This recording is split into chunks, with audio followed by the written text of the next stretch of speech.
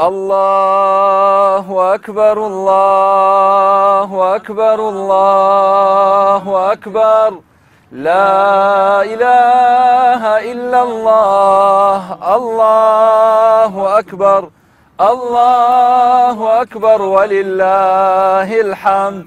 الله أكبر الله أكبر الله أكبر لا إله إلا الله الله أكبر الله أكبر ولله الحمد الله أكبر الله أكبر الله أكبر لا إله إلا الله الله أكبر الله أكبر ولله الحمد الله أكبر كبيرا والحمد لله كثيرا وسبحان الله بكرة وأصيلا. بسم الله الرحمن الرحيم. الحمد لله والصلاة والسلام على خير خلق الله المبعوث رحمة للعالمين محمد وعلى آله وصحبه أجمعين. بینەران و بیسەران و خۆشەویستان و ئازیزانی کەناڵی ئاسمانی پەیام لە هەرکوێیەکن سەلام و ڕەحمەتی خواتان لێبێ. جەژنی پیرۆزی ڕەمەزان پیرۆز بێت لە هەموو کوردستان، پیرۆز بێت لە هەموو جیهان، پیرۆز بێت لە هەموو موسڵمانێک لە هەموو کوچەیەکی ئەم دنیاە. داواکارم لە خوای پەروەردگار تاعەت و عیبادەت و پەرستشی مانگی پیرۆزی ڕەمەزانی لە تێکڕای موسڵمانان وەرگرت بێت بەبێ جیاوازی. داواکارم لە خوای پەروەردگار نەمان کات بەو کەسانەی تەنها لە مانگی پیرۆزی ڕەمەزان پەرستشیان ئەنجام داوە و لە دوای ڕەمەزان سەبات و ئیستیقامەمان پێ ببەخشێ، مسلمانی ڕاستەقینە ئاسا هەمیشە لەسەر تاعەت و عیبادەتی خوای پەروەردگار بەردەوام بین. ئازیزان و خۆشەویستانم، بەرنامەی جەژنانە لە خزمەتی ئەوەی ئازیز و خۆشەویستە لەگەڵ سێ مامۆستای زۆر خۆشەویست و زۆر لێوبەخەندە و زۆر لە دڵە ئازیز. هەر یەک لە مامۆستا عەبدولخالقی ڕووناچی، مامۆستا خالیدی زۆر خۆشەویست و مامۆستا سەلیم شوشکەیی کە هیوادارم ئینشاءالله لە ماوەکانی داهاتووی بەرنامەکەمان چێژ لە ئەڵقەی ئەم جارەی بەرنامەی جەژنانە وەربگرن کە ساڵانە کەناڵی ئاسمانی پەیام دەست پێشخەرە لە هەموو کوچەیەکی هەرێمی کوردستان و هەموو شارێک جێدەستی دیارە و بەرنامەی جوان و قەشەنگتان پێشکەشەکە ئینشاءالله. مامۆستایانی بەڕێزم زۆر بەخێر بن، زۆر سپاس بۆ ئەو دەرفەتەی یەکەم بە منتان بەخشی، دووەم بە کەناڵی ئاسمانی پەیام. دانیشتنەکەمان الحەمدولیلا بە دەری کابراڵە فول سونەتیە ها مامۆستا یا ڕەبی بەخێر بێنەوە. مامۆستا عەبدولخالق پێم خۆشە پەیامی جەژنە پیرۆزەی خۆت بگەێنی، بەڵام پێش ئەوە ئەم هەموو نیعمەتە لە بەردەستمانە ناکرێ ئێمە چێژی لێ نەبینین. با پێشتر چکلێتەکە من بیخەمە خزمەتی ئەوەی ئازیز، ئەم جا دوایی قسەژەکەین. سەلامەت بی مامۆستای بەڕێزم. مامۆستا سەلیم نۆشی گیانتان بێ. مامۆستا گیان، پەیامی جەژنە پیرۆزەی مامۆستا عەبدولخالق ڕووناچی بۆ هەموو هەرێمی کوردستان بە تایبەت شاری هەولێر. بسم الله الرحمن الرحيم. الحمد لله والصلاة والسلام على رسول الله وعلى آله وصحبه ومن والاه. سرتا بخيرات نشيقرمي بريس شدكين لو شاري هولير لو بايتخت يرمي كردستان. سلامات إن شاء الله هاتني زنابتان قدمي خير إن شاء الله. من جەژنە پیرۆزانی خۆم ئاراستەی تەواوی مسلمانانی دنیا دەکەم بەگشتی و بەتایبەتی مسلمانانی هەرێمی کوردستان و بەتایبەتی تر شاری هەولێری خۆشەویستتر و بەفراوانتر هەر چار پارچەکەی کوردستانیش ومێد دەکەین ئینشاڵڵا ئەو جێژنە بێتە جەژنی خۆشی، ببێتە کۆتایی ناخۆشی کە کۆتایی بە قەیرانەکان بێ، بە پەتایەکان بێ، بە خراپیەکان بێ ئینشاءڵڵا، ببێتە جەژنی ئەوەی کە ئینشاءڵڵا هەمومان بەرەو ئیسلام بگەڕێنەوە، بەرەو خۆ و پشت پێغەمبەری خۆ بۆ سەر ئەو ڕاستە شەقامەی کە ئیسلامە کە سەلامەتی دنیا و قیامەتی ئێمەی پێوەیە. ئینشاءڵڵا خودای گەورە هەموو ڕۆژێک و کات و ساتەکانمان پڕ دەکات لە خێری و لە خۆشی و لە ئیمان، لە ئەمان، لە ئیسلام، لە سەلام ئینشاءڵڵا. ئینشاءڵڵا دەست و چاوت خۆش بێ و سپاس دەکەم. دەچینە لای مامۆستا خالید. مامۆستا کوی؟ زۆر باش. وەزعت کووە؟ وەزعیشم زۆر باش. یا ڕەبی باش بی. ئەوجا من هەندێک دەتانم بە هەولێریان قسەی بکەم. بەران ئێستا ناکرێ هەموو بەرنامەکەی بۆ شێوازەی بەڕێکەم. منیش بۆ خۆم بە کەرکوچیانە قسام بکەم. حیاتم دەفەرموو جەژنە پیرۆزەی خۆت بگرێنە. زۆر سپاس دەکەم، دەستت خۆش بێ، سەلامەت یا ڕەبی. وەڵی جەژنە پیرۆزەی من لەو خەڵکی کوردستان بەڕاستی لەوە دەست پێ دەکەم ئینشاءالله خوای پەروەردگار تاعەت و عیبادەتی کە لە مانگی ڕەمەزان پیرۆز کراوە خوای گەورە لە هەر هەموو لایەکی قبول بکا بە گەورەی خۆی ئینشاءالله. و چەندین ڕەمەزانی دیشمان ئەوها بە قسمەت بکاتەوە لە هەر هەمویان عەمەلی ساڵح و چاکەمان بە قسمەت بکا و دەرەجەشمان پێعالی و بەرز بکا لە خۆی ئینشاءالله. و ئەو ڕۆژەش بە خزمەت خوای گەورە دەگەین، خوای ئەو ڕۆژەمان لە هەموو ڕۆژێک باشتر و چاکتر بی لە لای پەروەردگار و رب العالمین. طبعا بەڕاستی جەژنە پیرۆزەکردن لە خەڵکی کوردستان بەو ئومێدەی کەوا خەڵکی مسلمان و دیندار و چاک و ئینسانی باشی تێدایە، بۆی ئەمن پڕ بەدڵ جێژنانیان لێ دەکەم و خۆشحاڵی خۆم لە بۆیان دەردەبڕم. ئینشاءالله ئومێدیان لۆ دەخوازم کە ئەوەی ناخۆشی و نەخۆشیە خوای گەورە لە ناو ماڵدا هەڵی بگرێ،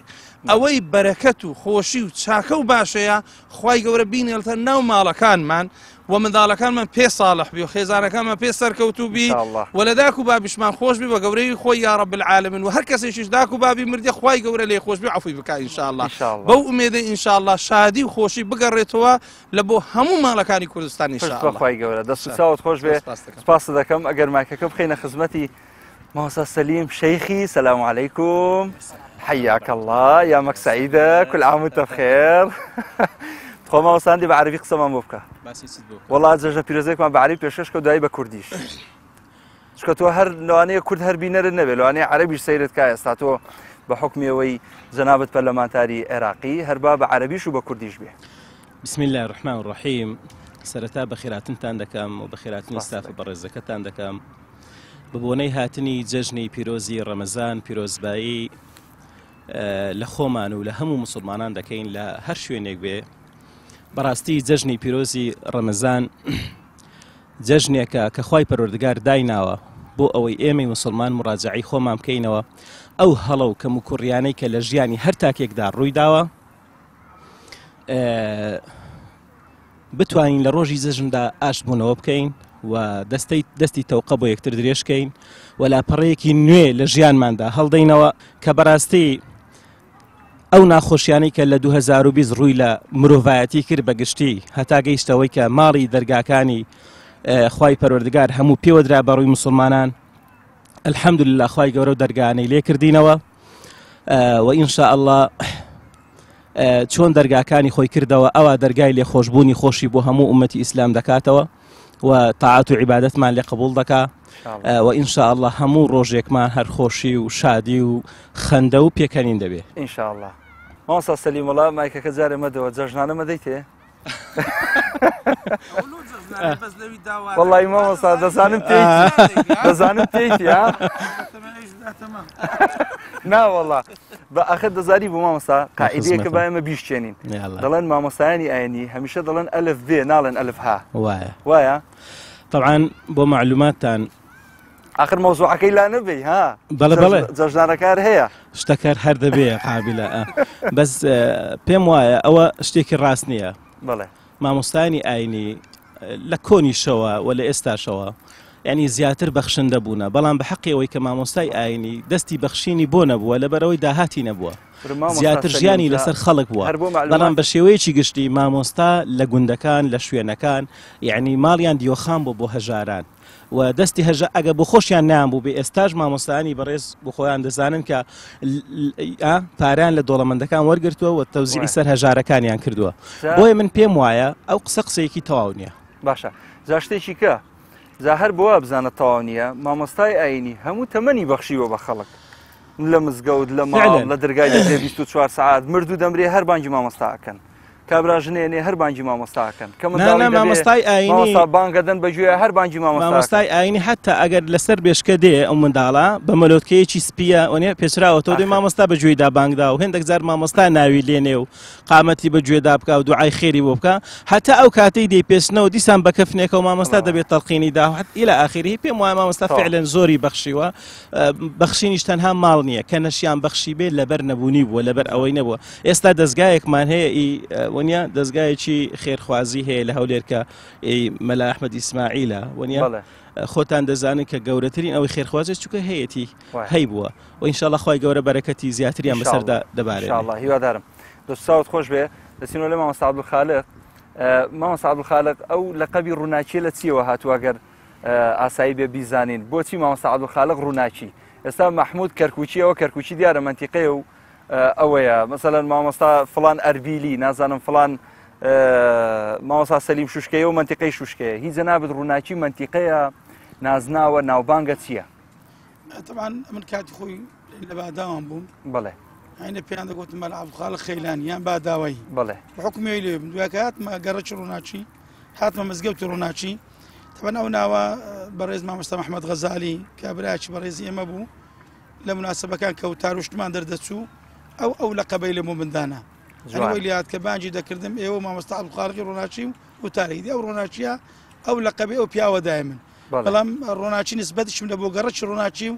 لە بۆ مزگەوتی ڕووناچی بکەواتە ئەو ناوە لەوەی هات بەڵام پێش خۆش بوو من جارێک لە مقابلەکی خوای گەورە بە شەیدی قبولکە دکتۆر شار قسەی کرد زۆر تاسی دەکردم ئەو کاتی پرسیاریان کردەوە جەنابەت پێشکەشکارەکە تیوە مامۆستا نادرکانی کوردی ئەو مەلا عەبدولخالق بۆ تو لەقەبەکردن مامۆستا شار توڵام پێم خۆش بوو هەر بەنای باکم بام کریم ڕاستی قسە زۆر تاسی دەکردم من ئێستاش پێشەمبری هەر مەلا عەبدولخالق محەممەد بامە ئەنی بەنای بابم بەڵام تازە شتەکە هات و ڕۆیشت کە هاتمە مزگەوتی مەدینە منەوەرە گوتم مامۆستا دەکەینە مەلا عەبدولخالقی مەدینەی منەوەرە گوتم بۆ ناکرێەوە بۆچی نەقل بەڕی لێ دێ ناکرێت هەلێگەر نەو قاعیدە بامێتەوە زیاتر نەبی یا ڕەبی لەش ساوێ دەڵێن عەبدولخالقێکی تر هەیە هەمان نوسخەی خۆتە ماشاءڵڵا لە شکل و لە شێوە و لەم جۆرە شتانە ئەوە کوڕی جەنابتەوە خوای گەورە تەمەنی درێژکا و ساڵحی کە ئینشاءڵڵا تەمەنی چەندە مامۆستای ئاینیە یاخود هەر کاسبێکی احتیادیە چۆنە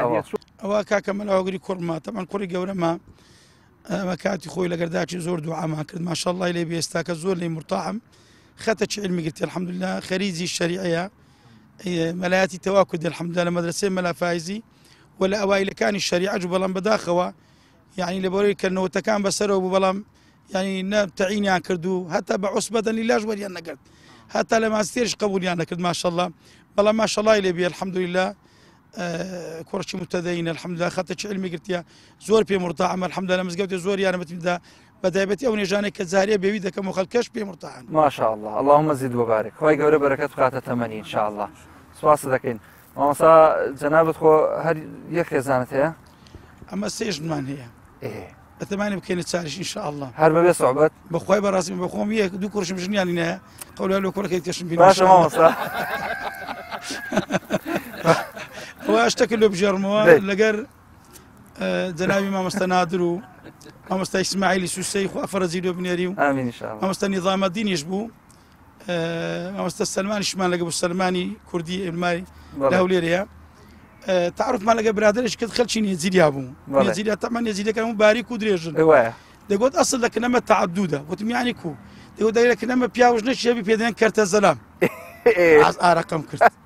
دەگوت دوی هەبی درێن نیوە زەلام دیسان وەڵا گوتی ئەوی سێ هەبی سێ چارێک دەگوت چاری هەبی زەلامی تەواوە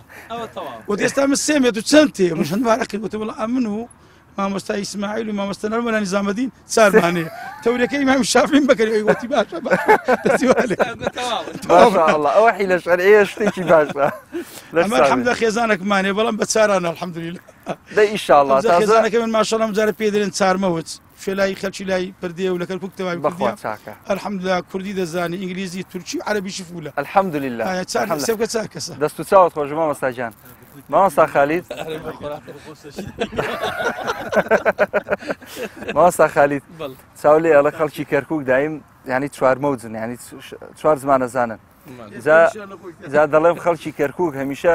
جێدەستیان دارە لە هەموو شوێنێکا مەسەلەن بەسمەی حەقیقییان هەیە الحەمدوللیلا بۆ نایی خزمەتی لەگەڵ کەرکووکی بکەی یعنی تۆ لەو بەرنامەیە لەو قسەی خراپتر نەبوو بەرامبەر منی بکەی کاکە کەرکووچی خزمەتی ناکەن ئەوە تا یەک قلیانداوە دەرم بە چاران حیسابە وەڵڵاهی ڕاستەکەی زانی وایە بگەڕێتەوە سەر کوردستان مامۆستا بکەن ئینشاءڵڵا لەش ساغێ مامۆستا خالید لە کاری ڕۆژانەی جەنابەت بە چیەوە خەریکی زیاتر مەسەلەن دەبینین مامۆستای ئاینی هەم مزگەوتی لەسەرە هەم سوڵحی عەشایری لەسەرە هەم بەرنامەی تەلەڤیزیۆنی لەسەرە کۆمەڵێک واجباتی قورسی لەسەرە بەڕاستی ئەمە وای نەکردووە لە ژیانی ڕۆژانەت ماندووبی بەقورآن مامەستایانی ئاینی بەعام زۆرماندین بەڕاستی یعنی کۆمەڵی شت دێتە پێشیان جاری وایە هەر هەستی پێ ناکە خەڵک لەوەی کە برن ئەوەی کە بە مزگەوت و بە سڵح و بە ژنمارەکردن و بە ئافرەتێک گەڕوا بێت و بچی تەکلیفکەی لە کابرا بچە مەزیسێ دانیش و سیارێک لە منداڵە چێدا بوو دوو کەس بە شەردێ هەیەعنی کۆمەڵێک ئەخاستەنەوە مامەستانی کە بڕک ناسراون و خەڵک سێقە بە قسە و بە عیلمیان بکە ینی بەڕاستی لە خەڵکی دیکە ماندیتر و عزیەتی زیاتر دەبین بەزیشەڵەوە لەکن خی گەورە ئەجر و پاداشتی زیاترە یعنی حتا هەر ئەوە شەوای لێکری زۆر جاروێ خەڵک هەتا مڕاعاتی کات وەختیشمان ناکە یعنی لە چلەی هاوینێ پاشنیوڕانی تەلەفۆن دەکە لە چلەی زستانی لە درەنجی شەوێت تەلەفۆنەکە یعنی زۆر پێی ئاسایی احتیادی خەونە جدید بی هەستا بیتەوە تەلەفۆن و مامەستای بکە یەکسەر شتێکی برێ بەس ئەمن بەخۆم بەڕاستی زۆربەی ژانم کە زۆر پێی مرتاحم بەخینەوە یعنی لەگەر کتاب وشتی وها زۆر تێکەرایەتی و برادایەتێکی زۆر چاکم هەیە هەلیستا خواستم بڕێن لەو کەرنتینەی ڕابردوو لە بۆمە هەر زۆر خۆش بوو یعنی هیچ هەستم بەوە نەکرد کە لە ماڵێ بوویمە و عزیەتێکم زیاتری پێ زۆر باشتر و زۆر مرتاحتر و یعنی زۆر زیاتر ئەو کتابانەی کە دام نابوو پێم ناخیندراوە لەو مەجالە زۆر زۆر ئیسیفادەم کردو الحەمدولله خۆی زائیدە من جەوامی کولیەشم هەیە لە بەروو مامەستام لە جامیعی فأوش دووبارە مەشغلەتێکی دیکەیە یعنی ئامادەکردنی مەحازەرات و جامیع و طبعا دەرەجات و امتحان و ئەو زۆرە شتانە دەیجا شتێکی خۆشت لۆ برم لەسەر جامیعە تەڵەبەیەکمانە ڕۆژێک هات گوتی مامەستا حەز دەکەم شتێکە پێ برم احتیاجی گوتم فەرموو گوتی یەکێک لە تەلەڤیزۆنی وتاری دەدا بەس بەد ئەتووی زۆر بە تو دەچی ئەمیش غێر کراس و پانتۆرم لە بەدا بوو کەس مەکولەی دوایی سیماکەم دەگۆڕا لۆی تەریق نەبی تۆ گوت کاکەوە هەر ئەمنم گوت مامەستا ئەتووی چەوە زۆر زیرەکە و نەوعی تو نییە گوتم ئێستا زیرەکە زۆر زیرەکە گوتی ئێ گوتم مادەم زیرەک بێ هەر باشە تەواوە چ عیبینە باشە سبەینی هاتەوە فەقیرە دیار بچوو لە تەڵەبەی پرسی بوو گوتوی ئەمە دەرێ مامەستای کەسەکەی زۆر زۆر زیرەکە لە تەلەڤیزۆن قسان دەکات دەرێ ئەمنم ئێکوتە بێ ئەقرهەوە بەخۆیتی زاسوێنی هاتمە احتیزاری کردەکە مامەستا بە قورئان من نەمزانیە وامزانیە تو بە سوحبەت وەدەرێ گوت کاکە من لەم و تو تەریق لەم بێەوە باڵی نەوێرانە مامەستا یا ڕەبی دەست خۆش بێ مامەستا سەلیم قسەیەکی عەرەبیە دەڵێ لا تأكل السمك وتشرب اللبن جاوە کاڵک و شوتیان هەردووک پێکەوە داناوە دەژڵێن نازانم لە ڕووی تەندروستیەوە خراپە هەرخوا بکەم لە دوایە بمان دەنێ بیخۆین باشە لە دوایەوە هەموو قسەکردن و گەر و وشک بوونە جا من پرسیارە لە جەنابەت دەکەم لە ڕووی ڕیاضە و ڕەشاقە و پیادە ڕۆیشتن و ئەوانە بینت چۆنە؟ وەڵڵی مامۆستا مەحموود بە خۆتان دەزان ئەو بینەی وایان لێکرد و پیاو ناندێژ لە حەوشەی ماڵێ بێتە دەرێ ینی وایە ئەو ڕێگەگرتنە لە هاموشۆ و چوونەوە بەڵام ئێمە کەمیان زۆر لە دەهاتینە دەرێ و بە پێیان دەهاتین و دەڕۆیشتین بەس بەداخەوە بە گشتی مامۆستایانی ئاینی یعنی لە ڕووی ڕاضەوە لە پاشین ناتوانین زۆر حەق هەیە دەیدەین بەڵام تا ئێستا نەمانتوانێەوە حەق بە جەستەی خۆمان بدەین یعنی پێم وایە مامۆستایان بە شێوەیەکی گشتی پێویستە چۆن باسی نوێژ و ڕۆژ و زەکات و حەج و کێشە کۆمەڵایەتیان دەکەین کۆمەڵێک شتی کە هەیە باسی بکەین بەتایبەتی لانی وەرزشی و لانی کار و کاسبی و کۆمەڵێک لەو شتانە یعنی نەپڕژاوینە سەر ئەو بابەتە و نەبووە عادەت مامۆستانی بەڕێزەوە حکایەتێکی خۆشمانێ لەگەڵ مامۆستا سەلیم تەما من لە خزمەتی بوومە لە بەغدا فترێکی زۆر بڵێن هەر وەکو سکرتێری زەناوی مامۆستا وەکو ڕایکردنی کاروباری ئەعلامی فراکسیۆنی کۆمەڵ لە پەرلەمانی عێراق شەوان مەسەلەن دوای ناخواردنەوە مامۆستا ئەو بۆ نەچین فەڕێیەک بکەین دەیگوت با بڕۆین منتیقەکەمان داهتا دەهاتیتەوە لای شوقەکە تۆزە دوور و درێژ بوو فەڕێ یەکەمە ڕۆیشتین مسەیتر بووین لە فەڕەی دووەم دەیگوت ئەرێ خو لە گیان بەز نییە دەمون مامۆستا با یەک فەڕە بکەین خیتام و میسک با بێ بە سێم والحاصل بە قسەی خۆش فەڕەی سێمیشمان پێ کرد ئەیز وەڵڵاهی ڕۆڵە نازانم دوعات لێ بکەم نازانم چیت لێ بکەم ئەوە ماندووت کردوم ئێستا وەرە من چۆن بمەوێ ئیسراحەت کەم ئێستا آخر زۆر ماندوو بووم شەوی دووەم ناهاتەوە لەگەڵم جاری وە هەبوو زا مامۆستا بە فعلی لە بەغداش ماندوو بوو بە حکمی فراکسیۆن با پرسیارێک بکەم ئیشوکاری فراکسیۆن ماندووی کردووی لە بەغدا بەحکمیەوەی جەنابی سەرۆکی فراکسیۆنی ئەو فترەی نەخێر لەبەرەوەی خۆتان دەزانن تەقریبەن لەوەتی خۆپیشاندانەکانەوە نییە بەڵێ زیاتر سەرقاڵی ئەوەی بووین بەتایبەتی لەو فترەی کە لە ماڵ بووین لەناوکو داوامی بەغدا نەڕێ هەبوو ئەوە هەیە داوامەکان وەک پێویست نییە ڕاستە الحەمدولله خوا لە خێر و چاکەی دەرنەکە و کاتانی کە لە ماڵێ بووین زیاتر بە قورئان خوێندن هەندێک زار لایڤی فەیسبووکشم دەبینی و بەڵێ ئەوەشمان کرد و هێندێک ئەوەشمان دەکرد بۆ خۆتان دەزان خەڵک و کاسبی نەبوو یعنی زیاتر هەوڵمان دەدا کە ئازوقە و خواردن بەسەر ماڵەکاندا دابەشکەین ئەوەشمان دەکرد جا دوور لە چاوی کامیرای دەمان کرد هەموو جارێ هەندێکەوە هەبوون جەماعەتی فراکسیۆنی ئێرە بە ئاشکرا دەیان کرد ئێمە بەنهێنی دەمان کرد بەوانیان دەگوت تەماشاکە و بۆ خوای نیە بەمەشیان دەگو ئەوەن گۆژ نایکەن دەم وەڵاو خەڵکە هەر ڕازینی ینی بە چ نوعی بکەینەوە لە کاتێکدا سر و عەلانی هەردووچی هەیە ینی بە ئاشکراش دەکرێت و بەنهێنیش دەکرێت ئەو ئینسان دەتوانێت سەلیم گەڕێمە لای مامۆستا عەبدولخالق مامۆستا گیان تەبیعەتی جەژنی ساڵانی ڕابردوو لەگەڵ ئێستا بۆ نمونە ئەگەر من ناپرسم تەمەنی جەنابەت چەندە یا ڕەبی خۆیان هەر تەمەنت ئینشاءڵڵا پڕ بێت لە خێر و بەرەکەت و تەمەن درێژ بی ئینشاءڵڵا هێشتا گەنجی زۆریش گەنجی الحەمدولله کاکە لەسەر ئەو قسەی مەڕۆن دوایی من ئەم جایەسم گران دەبێت لە ماڵە دەڵێ ئەو مەوزوع نەماوە ئەو مەوزوعە نەبێ باسی کا بۆ جەژن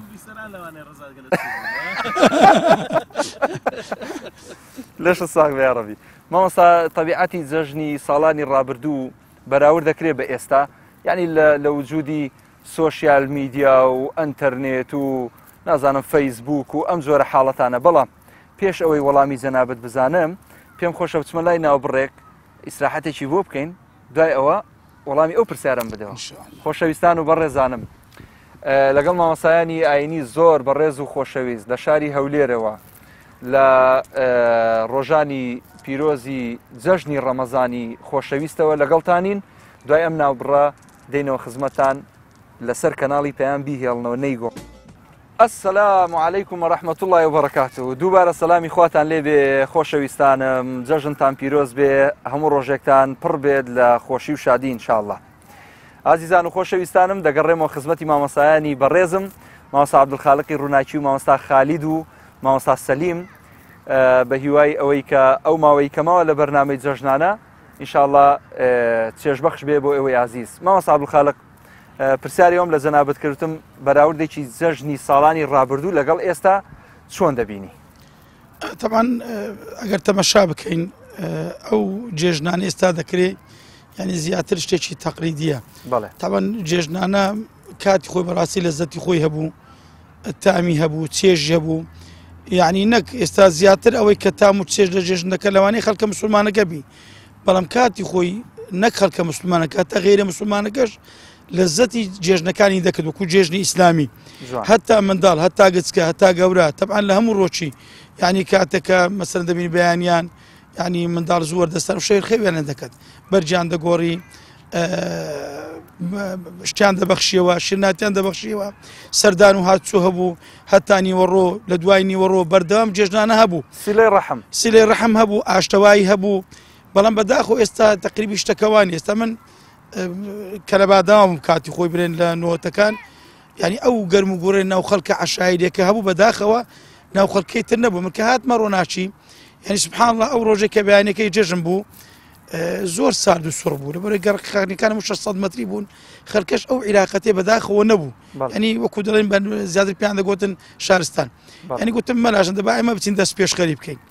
سەرفەتا چوین لەوەی جیرانی بەرامبەر مزگەفتێمان دەگوتمانەوە دەرکە بە دەرکە مزگەفتێ بڕواتە بینی سعات لە پشت دەرکەی بوون ئاخری کابرا بە کراس و بێجامەی هاتە دەرێ و چاویسترە و خێرە مامۆستا وتم وەڵڵا خێرە چ بووە وتم وەڵڵا جێژنانەیە چوونە دەرگایش کە مادە ڕاست داتینۆ ماری ئەوزە سبحانە پاشان ئیشمانە سەکرد الحەمدولله توانیمان یعنی ئەو چاڵەچە دینە لەوێن دەرێ نوێکەینەوە یعنی ئێستا ئەو گەرم و گوڕ و شەوق و زەوقە بەداخەوە نماوە پێشتر باشە بەڵام ئێستا تەماشا بکەین لە هەندە ڕووی ئێستاکە ینی خەڵکەکە ینی حتەچی باش ینی تێگەیشتێکی باشی دینی هەیە لە ڕووی سونەتەوە ئیشەکان دەکا یعنی نەوعەنما وەکو دەرەی جێژنانەیەکی وا دەکا کە وەکو پێغەمبەر سەڵاسەم کردیتی ئەوە لە ڕووی ئەهلی ئیلتیزامەکە بەڵام لە ڕووی خەڵکەکەی تریش بەداخەوە تاوان ئەوەش دەکەوتە سەر ئێمە موسڵمانان بە تایبەت ینی کاریگەر لەسەر ئێمەیە ئەو شەعایرە دینیانە لە ناومان زەعیف بووە دەکرێت مەسەڵەن ئیعلام و ڕاگەیاندنی دینی ینی بەرنامزی زۆر بکە ئێستاوەکو لێوانی جەنابەت کە دەیکەی دووبارەم ئەو شەعیرەی زندووکەینەوە ناو خەڵکی دڵی خەڵکی بەرزکەینەوە و خەڵکیش بزانی یعنی بە بەرزگرتنی ئەو شتانە لە تەقوایەکە کە ناو دڵ و دەرونیدا هەیە. بێگومان دەست و چاوت خۆش بێ یاڕەبی لەشە ساغ بێ و دووبارە جەژنی جەنابەت پیرۆز بێ و هەر لە خۆشی و شادیابی ئینشاءڵڵا. مامۆستا خالید وڵای مامۆستا دەڵێن قسەی ینی وە دەرێن هەندی قسەی خۆشت لە کنە هەناوێر مامۆستا سەلیم بەسەری قسەکە غەڵەتێک بکەم دایی چییە مایکەکەی وەڵڵا نا لۆ کاکە لۆ ئەو مامۆستا قسەیتی ئەها چ حەیبی نییە قوربانە دەب مامۆستا خالید دەڵێن قسەی خۆشت زۆر لە کنە زە هەندێکمان لۆ برێ زانی چت لە کنە بەسەر هاتە چی خۆش تەچی خۆش لە زانکۆی بی لەسەر شاشەی تەلەڤیزیۆنی بی ئەو شتانە جابێت لەسەر خۆم بیان هەر شتێکی هەبیان لەسەر خۆت بێ باشتر ئەگەر نا قەی ناکە مۆزوعی کەش بێژێ ئەسمامەسە سەری ناکاکە و پەرلەمانتارە بە دەرەخەتی نایەکە حەسانەی هەیە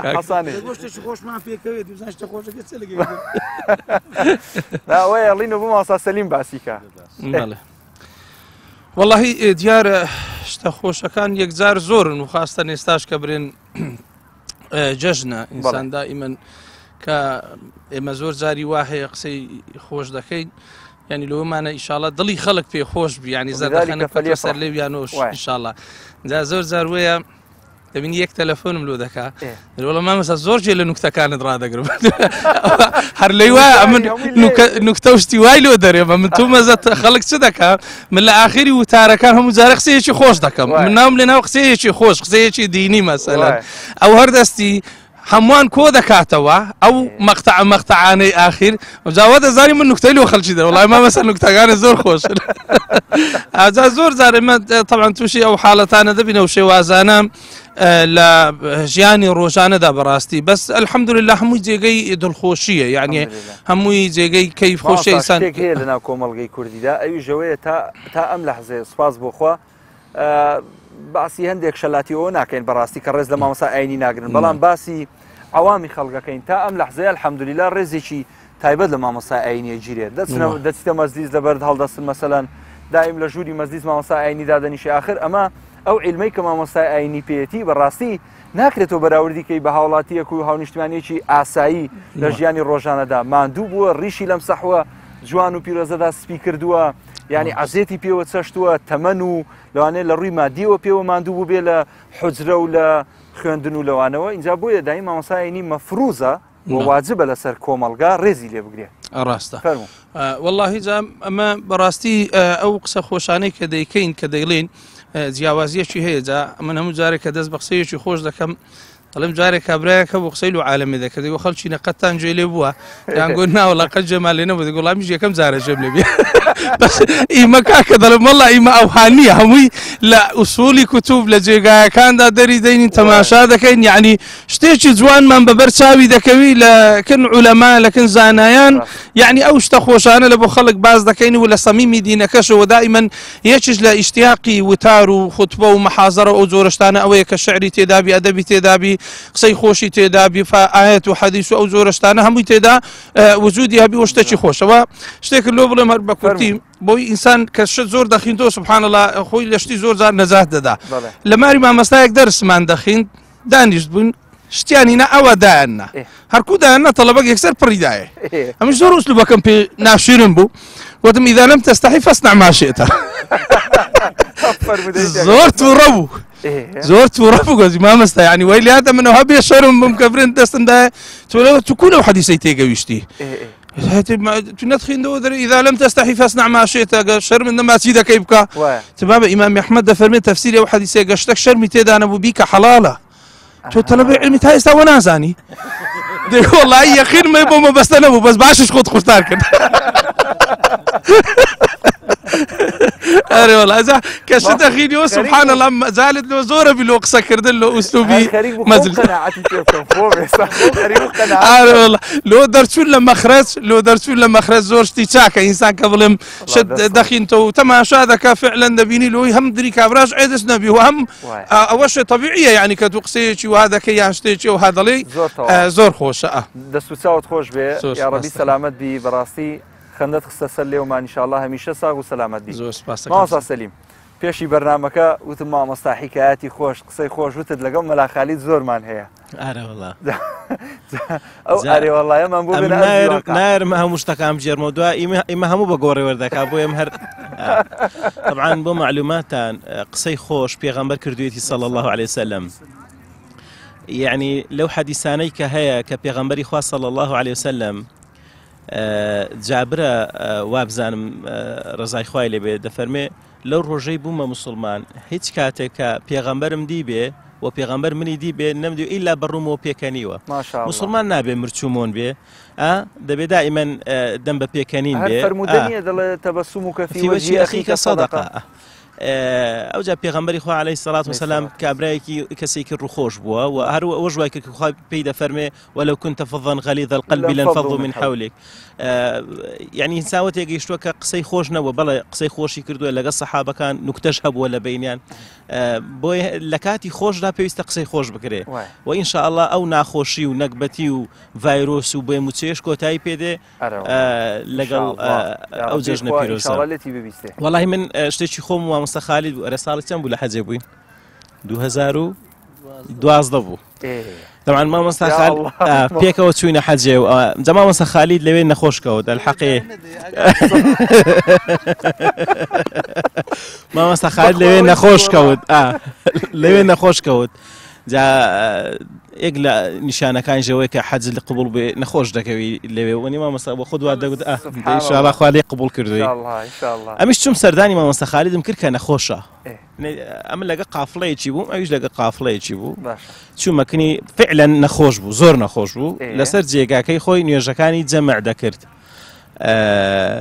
نەخۆشەکی کەش لە بەرامبەری هەبوو یەک قەڵوێرەیان بەین بوو لەویشم پرسیەویش هەر نەخۆش بوو مامۆستا خالیدیشم پرسی و کابرای نەخۆشەکەی کە نەخۆشیێکی نەفسیشی لەگەڵدا بوو گوتی وەڵام مامۆستا پرسیارێکم لە تو هەیە گوتم بەڵێ تی مامۆستا خالید نەخۆشە نوێژەکان جەمع دەکا تی بەڵێ تی ئەمیش نەخۆشم نوێژەکان لە کاتی خۆی دەکەم دەڵێ مامۆستا خالید جەمعیان کەم دەڵێ بۆ تو نابێ یەک قەڵوێرەشمان بینە مامۆستا شتیوە ئەوە چۆنە ئەمیش پێم عەجیب بوو ئاخر قەڵوێرە هیچ فەرقەشی نییە لەو دی بۆ بۆی دەبێت نەخۆش وەنیا لە حەجێن بۆ بۆی دەبێ مامۆستا خالید ئیشارەتی دامێ کوتی بڵێ ئەو باشتر دەزانێ تم کاکە وەڵام مامۆستا خالیدیش ئەو باشتر دەزانێ و بەس مەرە مامۆستا خالید ئەوە بۆ نابێ کاکە ئەوە دەبێ بۆ نابێ بۆ تو دەبێ بۆی نابێ تی مامۆستا ئەوە نەخۆشی نەفسی هەیە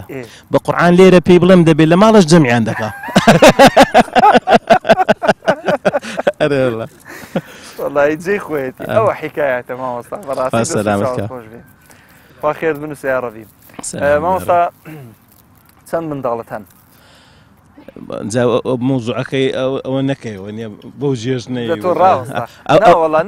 باشەکانجی ئەنگۆ لە سلێمانی و لە کەرکوچیەوەدا ئازاب و ئەو مووزوعانە لەگەڵمە دەکەنەوە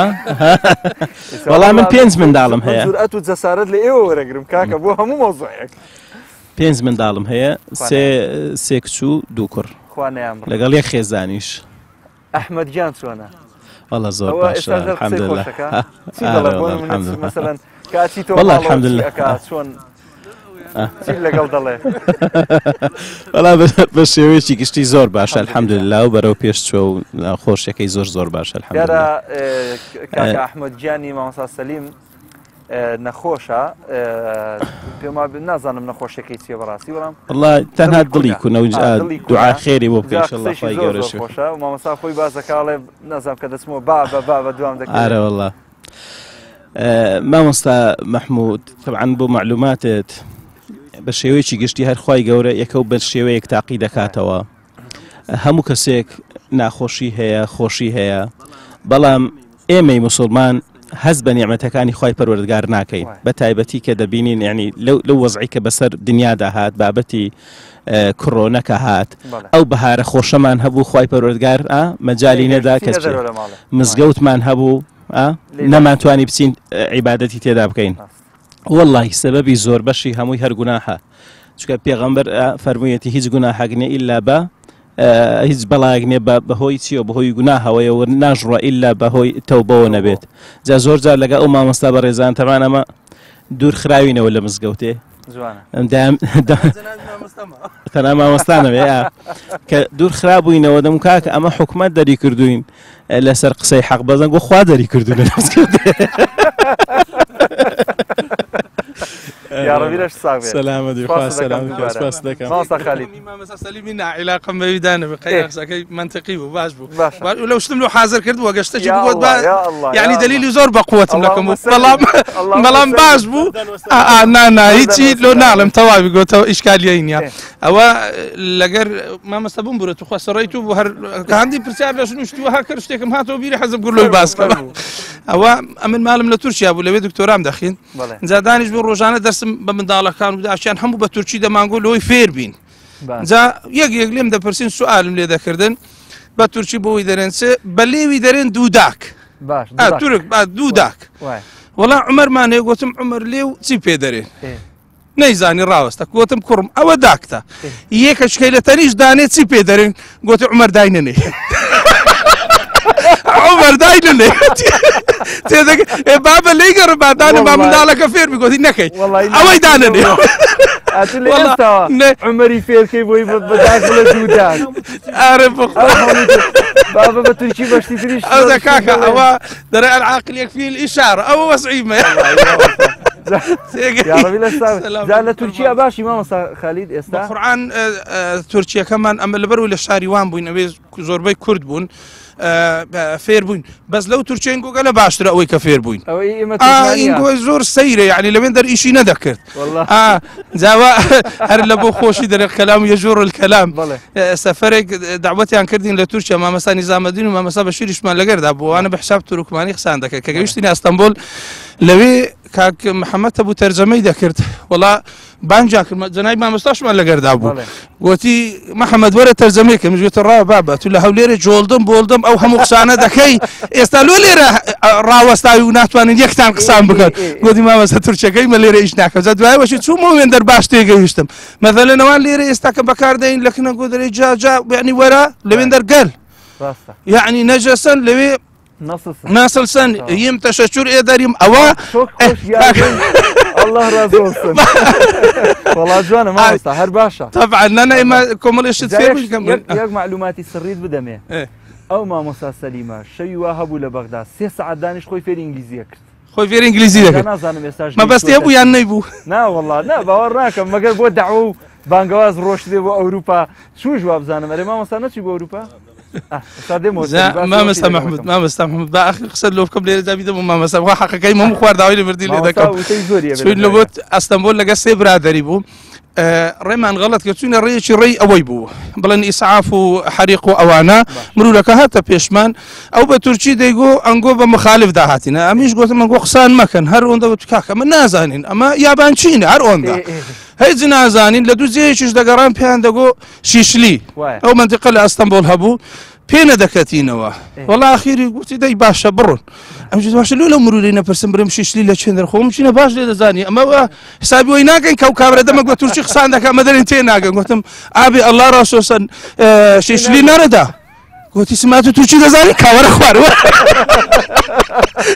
كاكا زاري باب والله هر او بيشش كلمه زاني زياتر نيه لشندر وتي او خلاص ورا ازتنا ذاتي يا ربي خوالته الرازيه والله ما مستامن هندي بيكنيم ما شاء الله براسي زجنا كان لي كدن بدو زجن زاد جنابت حتما حكاياتي خوش اللايا تواني زوري شلابي بحكم يوي تمرد لا همو ما قولترا او ما مسا سليم هر لا جنزي دويني يعني ما شاء الله يليبي اساج هر روج بروج جنزه بيته ما مسا خالد هر باسي مكو شي ما سليم بر بخوا بس بوقي عام جر جوانا يا ربي لشي صافي زنابت شي خوش لا واقعيك شتيك لە سۆڵح بێ لە مارەبڕینی ژن بێ سوزانم لە مزگەوت و وتاری جمعە بێ بە حکمەوەی کە ئەڵێن هەرجە نابێت مزگەوتت ماوە ئەو دوو ماوەسا بەڕێزەمان مزگەوتیشیان نەماوە مامۆستایان خۆ ئەزیاندا زۆر قسەی خۆشیان کرد بەڵام من شتێک بە سەراتێک باز دەکەم تەوان هەر زیاتر لە بۆ عیبرەت ینی خەڵک پند وەگری پند یعنی بزانی ئێمە چەندە مقەسرین بەرامبەر بەخوا و گیانی پەیامی خوا و یعنی ناو خەڵکی ئێمە وەکو موسڵمان خەڵکی وامان لێ دروست بێ من ڕۆژێک ئەوەی کە باز دەکەم احتیمالە لە کۆتایی نۆتەکان 2000ەوە لە حوجرەکەی خۆم بووم ڕۆژێک ئافرەتێک لەگە داچیات وەڵە دانیشتین سەلام عەلەیکوم وعەلەیکوم السەلام فەرموو خوشکم تۆڵە مەبەستە ناو بانکتمان بیستیە واتینە خزمەت جەنابەت و باست دەکەن و دەڵێن دوعات قبوڵە و هاتی مەلۆ دوعای جا فەرموو خوشکی منی ئەخۆ بەخێری بزانم دوعای چ لێ بکەم تۆڵە مامۆستا من مرازەکەم لە دریدا هەیە فەرموو خوشکم مرازی چییە مەسەلەن زەواجە مندارت نییە شتەکە توی ناوەڵا هاتی مەکردن دوعایەکەم لە بۆ بکەی لە خوای گەورە بپارڕێەوە ئێ بەلۆ چ بکەم گوتی وەڵا برێ ئیبراهیم تاتی ساز بێتە هەولێرێ مارەم بکاتن هەتوش دوعات قبوڵە و لە بەرامبەری پارەش چەندێ بدەمی تا 5 وەرەقی گوت دەدەمی جا گوتم خوشکەکەم ئەخەر ئەتوو ڕاوەستە یەکەم ئەتوو تەواوی هۆشت لەسەر خۆتە زانی بۆ لایکیاتی ئەتوو ئەخ بزانە بگاتە ئەو دەرەجە ینی ئافرەتێک لەو تەمەنی داچی بینی قەنەعەت بەداچی بینی بیوە قەنەعەت بم بینی شەرم لە ڕووی فرەدا شەرم لە ڕدێرم نەکا یعنی داوایە چوە زانی ئیبراهیم کێیە تاج خۆی ئیبراهیم خەلیل نییەوە ئیبراهیم تاتی ساسە ئەوە کەسێکی سەقەتەوە نیە تو بەغەرەت تێگەیشتی خوشکی من یعنی مەقسەدم ێ بزانە یعنی طبعا ئەو ئافرەتە ئیبراهیمی لە چێ ناسیە دیارە لە ڕێگای ڕسم و ئیعلام و ڕاگەیان بەداخەوە یعنی لەناو ئێمە زۆربەی ئیعلامە سەقەتەکان بە فکری سەقەت خەڵکی سەقەت دروست دەکەن وەی لێبێ ئافرەتێکی ئێمە کە لە داک و بابە چوسمان خاوەن حیا و حشمەت ینی پێ لە ڕووی خوێبنێ بێتە کرد مامۆستایەک داوا بکەم نەخوا لێ ڕازیمی نەکبی باتە باشتێ ینی قسەکەی جەنابە زۆر جوانە جا خەڵکیش هەیە کە دەمانبینێ دەڵێ ئەرێکا کە بەس وەرە پێم بڵێ بزانم تەلەڤیزیۆنی پەیام و سپێدە چی ئیسفادەیەکی بۆ کۆمەلگا وەڵاوان نییە هەموو کەناڵێک کە خزمەت بە چینی کۆمەلگا بکە لە ڕووی ئاینیەوە لە ڕووی قورئان و فەرموودە لە ڕووی ڕاستکردنەوەی ڕێگە بۆ خەڵک مەسەلەن هەندێک هەڵەوپەڵە هەیە خەڵک نایزانێ بەڕاستی ضرورەتە بۆ واقعی هەرێمی کەناڵی ئیسلامیەکان حقەتەن یعنی لە بۆ مە بوویتە مینبەرێک بەڕاستی و ئیسفادەشمان لێ کردێ من بەحکومەوەی لە زۆر لە کەناڵەکان بەرنامە بۆ لە رادیۆ و تەلەڤیزۆن من بەرنامەکەمای لە رادیۆ ڕناچی بە ناوی سپێنە ئیمان مامۆستایان دەزانن الحەمدوللا متابعەکی باش هەیە ئەمە ڕۆژێک باسی زینام کرد زینا و هۆکاری زینا و دەرەنجامی خراپی زینا و تەمان بە شێوەیەکی سەردەمیانە یعنی لەگەر ئەو سەردەمەی ئێستا برێنێن عەقلیەتی ئێستاکە یعنی جۆرە ستایلێکی نوێی دەبێت کە بەرنامەکەم تەواو بوو گەنجێک هات تەمان گەنجێک چ ئەو گەنجانە جوان کەشغا سەر و پرچیان بووی نازەم چی لێ کرد بوو تووەڵی مامۆستا تو فلانی گوتم ماگوتی وەڵڵی یاتی مەکنت تۆ بکەم گوتم زانم ئاخر هۆکارەکەی تووەڵی ئێمە سواری سیارەکەم بووم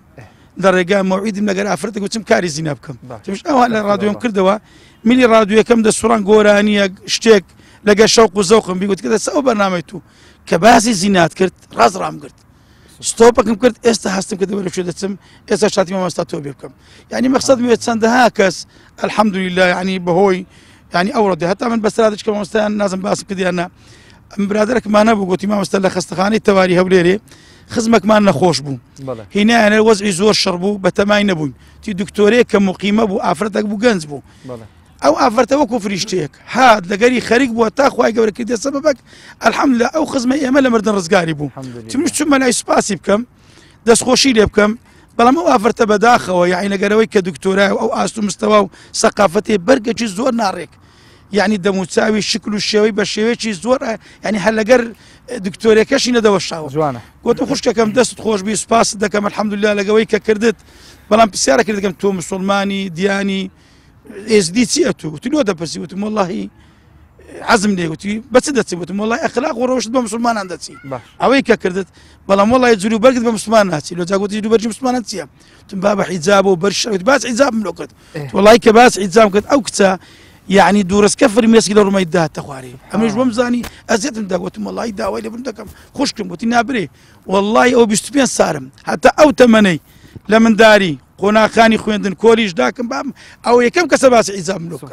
ئێستا ژوعد بێ من حیجاب بکەم ینی چەندە کەس پێویستی بە قسەی خێری ئێمە چەندە کەس پێویستی بە شتێک ئێمە بزە خەڵکێکی زۆر ینی بەداخواگەمە کول ئەو ینی قەنەواتە سەقەتان لێکبەرن هەر خەڵکی سەقەتیوانیش بدە ئینشاءالله دەست و چاوت خۆش بێ مامۆستا خالید مامۆستا سەلیم لە ماوەی یەک دقە چکە هیچ کاتم نەما پەیامی کۆتایی خۆتان بگێنن بە بۆنی جەژنی پیرۆزی ڕەمەزان و بە تایبەت بینەرە خۆشەویستەکانی کەناڵی پەیام. بەڵێ وەڵاهی زۆر سوپاسی هەموو کارمەندانی کەناڵی پەیامەکەم لە کەسێکی کە لەبەر دەرگا ڕاوەستی تاگاتە مدیرەکەی ئینشاءالله خوای گەورە هەموو لایەکە موفەق و سەرفراز و سەرکەوتوو بکە ئینشاءالله و هەموو لایەکە قەلب ساغ و چاک بکە ئینشاءالله خوای گەورە هەموو لایەک موفەق بکە ئیدی لە ماوەی دقیقەیەکیشدا چ شت ناگوتری یعنی ئەگەر شتیش مابیەوە تا وەختەکە ئینشاءالله تەقسیرمان بە قسە نەکرد وەزانم باش بە خەراب نەبووە خوا جەزای خێرت داتەوە زۆر سپاسی بە ڕێزیشت دەکەین بۆ ئەو بەرنامە قەشەنگ و جوانە و وەڕێزگرتنی ئێمە لەو بەرنامەیە شەرەفێکی گەورەیە لە بۆ ئێمە و زۆر سپاسی بەڕێزی هەروایە ئینشاءالله دەست و چاوت خۆش مامۆستا سەلیم. وەڵا مامۆستا مەحموود لە سلێمانیەوە تاوەکو ئێرە بەخێراتن دەکەین یاخوا بەخێر بێ مە دەستخۆشیمان هەیە بۆ برایانەی کە لە پشتی کامیڕەون ئەوانەی کە لە خلالی مانجی ڕەمەزان وەکو سەربازی نەناسرا و لە تەلەڤیزۆنەکانەوە ماندوو بوون بەرنامەیان پێشکەش کرد ینی بەڕاستی ئەو قەناتە ئیسلامیانەنە کە ئەوڕۆ خەڵک ڕووی هەبێ لە ماڵەکانی خۆیانەوە بیان کاتەوە ئێمە داوا لە خەڵکی دەکەین لە خێرخوازان دەکەین پشتی ئەو کەناڵانە بگرن هاوکاریان بکەن کارمەندەکان بەڕاستی یعنی ئەوانە ئەوڕۆ لە مەیدانەکەدا دەجەنگن بەرامبەر ئەو شەپۆ لە مەوجە فەسادی کە ڕووی لە وڵاتەکەمان کردووە ئەوانە نەکە ئەمە دڵمان پێیان خۆش بێ دووبارە بە خێراتنتان دەکەین و قەناتی پەیام لە بابی هەتا میحرابی لە مدیری هەتا فەڕاشی دەستخۆشیمان هەیە بۆتان خوا موفەقتان کە یاخوا بەخێر بێن سپاستان دەکەین جەژنتان پیرۆز بێ یا ڕەبی کاک مەحموود جان یاخوا بەخێر بێن. بینەرانی بەڕێز و خۆشەویست بەرنامەی جەژنانە لە شاری هەولێرەوە پێشکەش بێەوەی عزیز و خۆشەویست کرا جا بەڕاستی من پێم خۆشە سوپاسێکی بێپایان و گەرموگوڕ پێشکەش بکەم بە ستافی نووسینگەی هەولێری کەناڵی ئاسمانی پەیام یەکە بە یەکەی کارمەندانیان هەر لە بەرپرسی نووسینگە تا ئاستی خوارەوەی نووسینگە کە هەر کارمەندێکیانە سوپاسیانەکەم جەژنیان لێ پیرۆزەکەم بە هیوای ئەوەی ئینشاءالله ڕۆژانی جەژن بە خۆشی و شادی بەڕێ بکەن گەردەنمان ئازاکەن گەردەنتان ئازادبی هەر لە خۆشی و شادیدا بن ئینشاءالله تا ئەڵلقەیەکی تر و جەژنانەیەکی تر بەخوای گەورە و میهرەبانتان ئەسپێرم. السلام علیکم و ڕەحمەت الله وبەرەکاتوه.